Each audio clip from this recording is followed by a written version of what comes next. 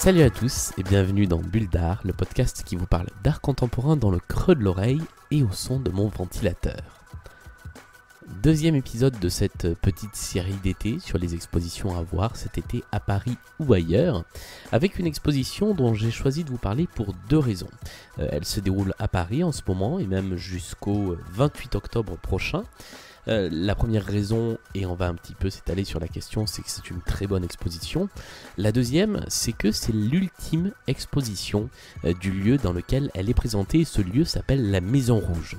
Alors, si vous ne connaissez pas la Maison Rouge, c'est un lieu d'art contemporain à Paris qui existe depuis 2004, qui a été fondé par Antoine de Galbert, qui est un entrepreneur passionné d'art contemporain et qui a donc monté, il y a maintenant presque 15 ans de ça, ce lieu dédié à la fois à la présentation de collections privées, puisque lui-même a une collection et il avait envie de montrer les collections d'autres collectionneurs privés. Et c'est vrai que il y a peu de lieux à Paris et même en France dédiés à l'exposition de collectionneurs privés qui n'ont pas leur propre fondation. Et d'autre part, le lieu était dédié, est toujours dédié jusqu'à sa fermeture en octobre, à toutes ces zones qui sont à la croisée des arts. Et donc il y a eu beaucoup d'expositions d'art brut à la Maison Rouge, il y a eu beaucoup d'expositions qui croisaient l'art et le documentaire, qui croisaient l'art et d'autres domaines. Et tout ça a été très intéressant, parfois très pointu, mais les expositions de la Maison Rouge ont toujours été très intéressantes, qu'elles soient consacrée à une artiste ou un artiste, comme l'exposition sur Hélène Delprat il y a quelques mois de cela, qu'elle soit consacrée à un collectionneur ou qu'elle soit consacrée à une thématique. Et c'est le cas de cette toute dernière exposition, qui est une exposition thématique et qui s'appelle L'Envol ou le rêve de voler. Et ce qui est fascinant dans cette exposition, c'est que donc toutes les œuvres qui sont présentées dans les espaces de la Maison Rouge sont liées étroitement à ce thème, au thème de l'envol, ou donc du rêve de voler, c'est le sous-titre, et on se rend compte qu'il y a une quantité pléthorique d'œuvres d'art, de tous les genres, de la peinture, de la photo, de la vidéo, de la sculpture, des installations, qui sont liées à cette idée d'envol. Et on ne peut pas avoir idée du nombre d'artistes, du nombre d'œuvres qui ont travaillé là-dessus, et tout se retrouve dans cette exposition qui finalement est très facile à aborder, très facile à comprendre, parce que même si chaque œuvre indépendamment n'est pas forcément limpide, il y a la lecture d'un certain nombre d'œuvres qui n'est pas forcément facile, comme dans toute exposition d'art contemporain. Ce thème de l'envol, il est tellement prenant et il réunit tellement toutes les œuvres, c'est jamais tiré par les cheveux, c'est vraiment des œuvres qui s'intéressent au fait de prendre son envol ou de voler. Parfois métaphoriquement, on va en reparler, mais la plupart du temps, c'est très terre à terre, sans mauvais jeu de mots. L'idée, c'est vraiment tous ces artistes qui ont soit eux-mêmes essayé de voler à un moment ou à un autre, et on retrouve vers la fin de l'exposition les images de ce monsieur qui avait essayé de se jeter de la tour Eiffel en disant « je vais arriver à voler » et qui s'est lamentablement écrasé au pied de la tour Eiffel. Mais voilà, on retrouve cette thématique d'une façon assez impressionnante, et moi c'est vraiment ce qui m'a frappé, c'est que autant dans une exposition comme en France, au Palais de Tokyo, dont je vous parlais la dernière fois dans le précédent numéro de Bulle d'Art, le lien avec l'enfance était parfois un petit peu trop cérébral, on ne comprenait pas vraiment pourquoi on était lié à l'enfance à ce moment-là.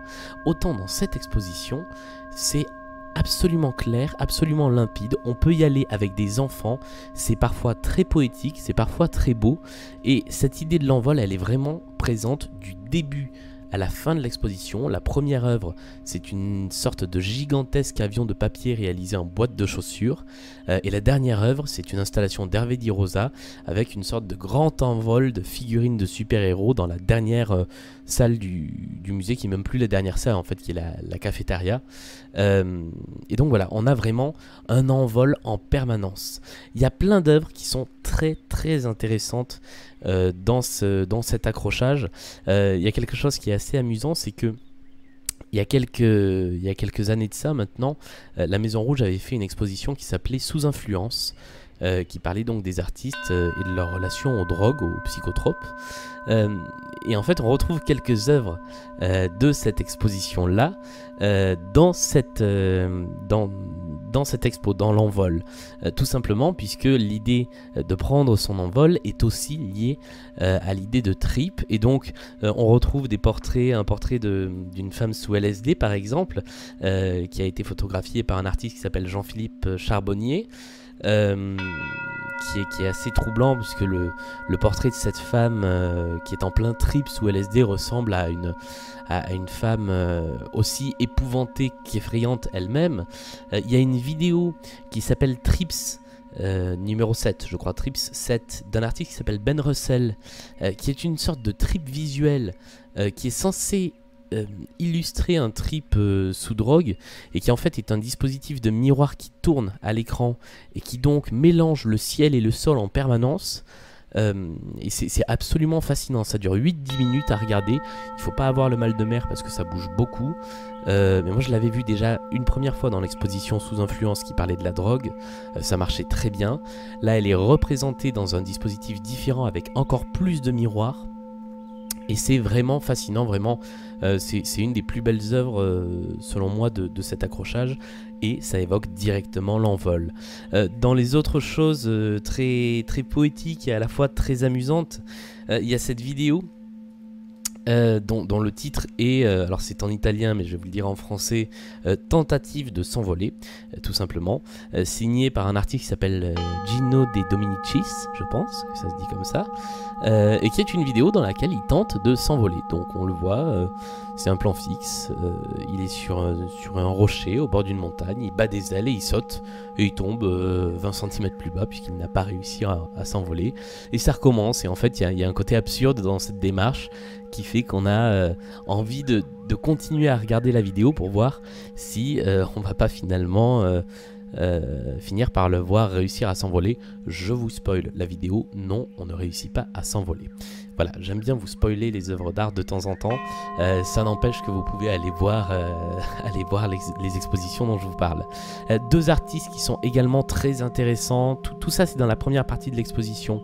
Un artiste qui s'appelle Philippe Ramette, que j'aime vraiment beaucoup, je pense que je lui consacrerai une bulle d'art très bientôt, parce qu'en plus il est à l'honneur d'une manifestation qui se déroule à Nantes cet été. Philippe Ramette qui fait des photos, pas seulement, mais notamment, dans lesquelles il se met en scène dans des situations totalement impossibles.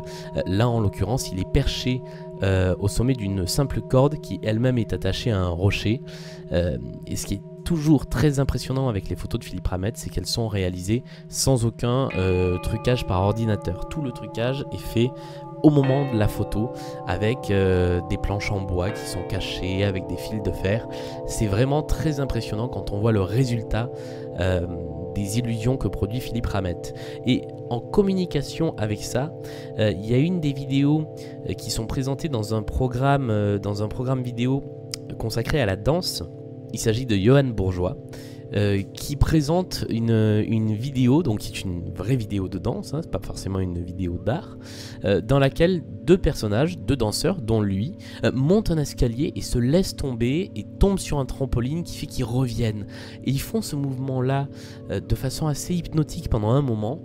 Et c'est également fascinant. Voilà, je pourrais vous parler de plusieurs œuvres qui font partie de cet accrochage sur l'envol, mais vous voyez, à chaque fois, on se retrouve lié à cette idée de l'envol. Et finalement, tout ça est très poétique, même s'il y a des choses beaucoup plus étranges autour des créatures volantes. Ça peut être un peu plus inquiétant, mais il y a aussi des choses autour de l'envol dans l'espace. Il y a une installation interactive sur laquelle on peut se positionner et qui vous met dans une position à la fois d'homme flottant dans l'air et dans une position très inconfortable. Peut-être la dernière œuvre que je vais vous citer, c'est la toute dernière qu'on voit dans l'exposition. C'est une des toutes dernières, elle s'appelle La Sorcière, elle est signée d'un artiste qui s'appelle Pierre Joseph, et c'est très drôle puisqu'en fait c'est juste une tache sur un mur avec une sorte de dégoulis de peinture. Et puis à côté, il y a une photo où on voit que c'est une personne donc en costume de sorcière et avec un balai qui s'est écrasée contre le mur qu'elle n'avait pas vu. Et donc en fait, cette installation avec juste une tâche et une photo raconte une petite histoire que chacun peut s'imaginer pourquoi cette sorcière s'est retrouvée comme ça à foncer dans un mur. Voilà, j'espère vous avoir donné envie d'aller voir cette exposition donc à la Fondation Antoine de Galbert qui s'appelle la Maison Rouge. Donc c'est la toute dernière expo de la Maison Rouge. Si vous connaissez le lieu, ne loupez pas l'expo parce qu'elle est digne des plus belles expos qu'on a pu voir dans ce lieu. Et c'est une très belle façon de terminer l'existence de ce lieu que de le faire avec un envol. Et puis si vous ne connaissez pas la Maison Rouge, c'est aussi une très belle occasion d'aller découvrir pour la dernière fois, c'est votre dernière occasion d'y aller, ce lieu qui est vraiment très beau, très intéressant et très bien fait. Merci d'avoir écouté cette 14e bulle d'art et 2e de cet été.